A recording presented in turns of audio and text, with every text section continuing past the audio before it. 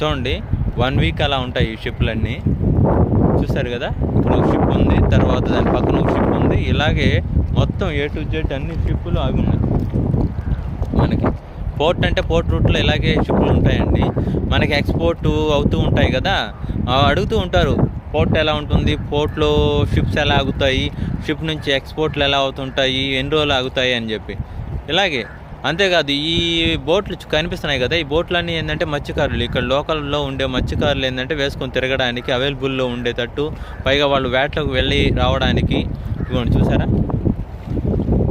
బోట్లన్నీ అవే. అంతేకాదు ఇదిగోండి, వాళ్ళు చేపలు పట్టడానికి ఉపయోగించే నెట్స్,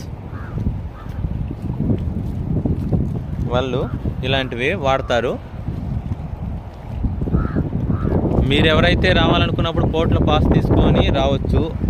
ప్రతి ఒక్కరికి పాస్ ఉంటుంది.